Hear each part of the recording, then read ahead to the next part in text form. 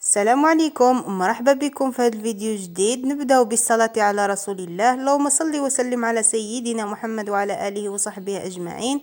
اليوم إن شاء الله راح نحضر معكم الغريبية نتاع زمان مشققة، تجي هشيشة تجي تدوب في الفم. تبعوا المقادير راح تنجح معكم الوصفة. هنا بناء على الطلب كنت حطيت الوصفة في الفيسبوك في الجروب، وطلبوا مني بزاف الناس الوصفة، وهنا جيت نحضرها معكم. هنا في إناء نحتاج كاس نتاع كاس إلا أصبع نتاع السكر الناعم. بطبيعة الحال لازم نغربلوه باش نتخلصوا من هذيك الحبيبات هذوك، باش ما نتعذبوش في الخلط. هنا كان عندي كاس ناقص أصبع، يعني الكاس ما معمرش جيدا. هنا راح نضيف عليه كاس نتاع الزيت، كاس نفس الكاس اللي عبرنا به. هنا راح نعملو كاس مملوء. السكر ناعم درنا كاس ناقص أصبع، والزيت نعملوه كاس مملوء. هنا عندي السمن، هنا عندي السمن بدرجة حرارة الغرفة. عملت 3 ملاعق مملوءة جيدا نتاع السمن. كما راكم تلاحظوا راني نعمر في الملاعق، وكما راكم تلاحظوا هنا السمن راه بدرجة حرارة الغرفة، يعني غمولي ماشي دايب وماشي بارد. هنا عندي ملعقة مملوءة من الفانيليا، وهنا عندي رشة صغيرة نتاع قرفة. وهنا نبداو الخلط بالباتور. انا نستعمل الباتور في الخلط حتى نحصلوا على قوام كريمي. هاد المكونات ينسجموا ونبدو قوام كريمي.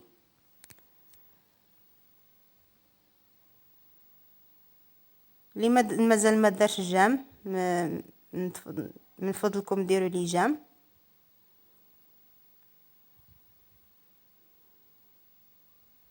شوفوا هنا كيفاش راني نخلط، شوفوا هنا القوام كيفاش ولا كريمي. هنا في هذه المرحله راح نضيفوا الاضافات اللي هما الكاوكاو محمص ومرحي. انا مرحي شويه باين يعني خشين. انا درت 3 ملاعق، ومن بعد زدت اللي بقى لي في زيتو يعني 4. هنا الكميه نتوما كاش تحبوا، انا اللي يحب بزاف اكيد يضيف. انا عملت 2 ملاعق تاع زنجلان محمص و4 نتاع الملاعق نتاع الكاوكاو محمصين ايضا، ومهم مطحونين شويه، ولكنهم مطحونينش غبره يبانوا. والجنجلان لازم يكون محمص باش يعطينا الذوق، لانه الجنجلان اللي عملناه بلا ما نحمصوه ما راحش يعطينا الذوق في العجينه. وهنا نوصلوا الخلط هذا الكاوكاو وهذا الجنجلان. يعني تبعوا المقادير راح تنجحوا في الوصفه. انا بزاف الغريبيه بزاف اللي ما تنجحش معاهم وما تتشققش، والغريبيه اللي ما تشققش يعني ما راح تكون ناجحه. هنا راح نضيفوا الفارينه.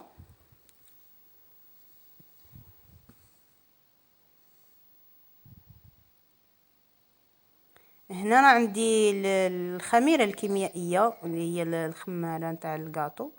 ضفت هنا ملعقه صغيره مملوءه جيدا، ما نديروش الكيس كامل مملأ. عفوا الملعقه اللي صغيره نعمروها مليح بالخميره الكيميائيه. وهنا راح نضيف الفارينه شيئا فشيئا. طبيعه الحال الفارينه تكون مغربله.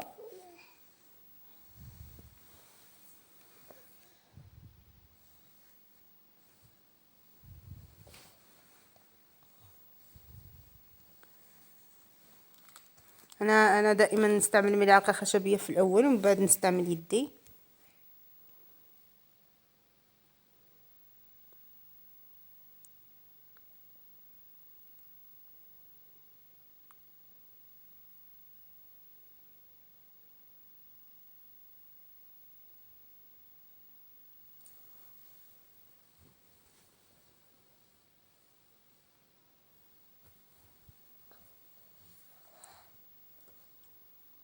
انا مازالني نضيف الفرينه.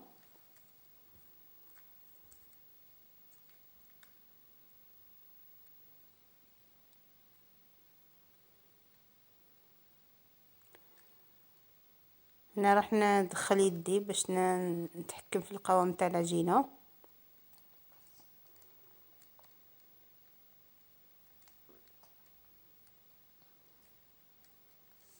وهنا القوام تاع العجينه ما لازمش يكون خفيف، يعني العجينه ما لازمش تكون طريه وما لازمش تكون قاصحه.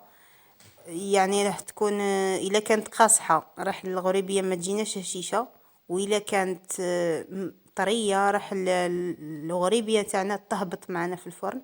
يعني لازم يكون حاكمه روحها القوام تاع الغريبيه. راح تشوفوا هنا القوام كيفاش يكون.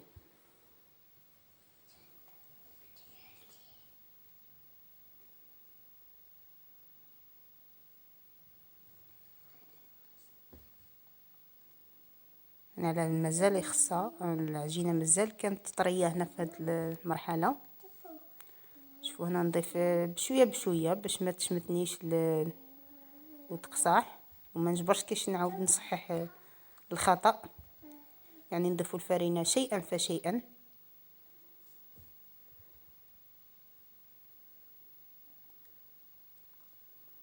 هنا العجينه بدات تحكم روحها.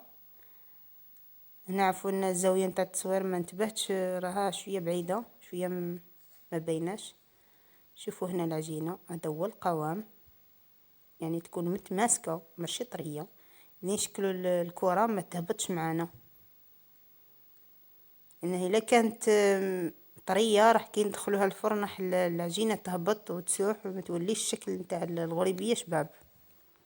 هنا في هذه المرحله راح نبدا نشكل كريات. هنا الكريه فيها 30 غرام، راح يكون الحجم نتاع الحبه الغريبيه مليح، واللي يحب ما يكونش كبير بزاف وما يكونش صغير.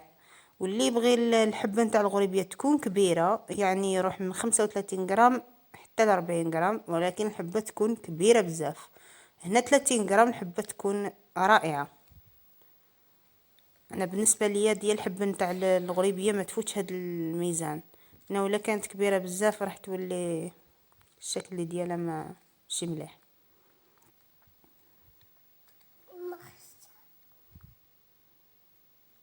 وايضا اللي يحب ياكل حبه ما يخافش تكون كبيره بزاف، ما تنجمش تاكل حبه كبيره بزاف.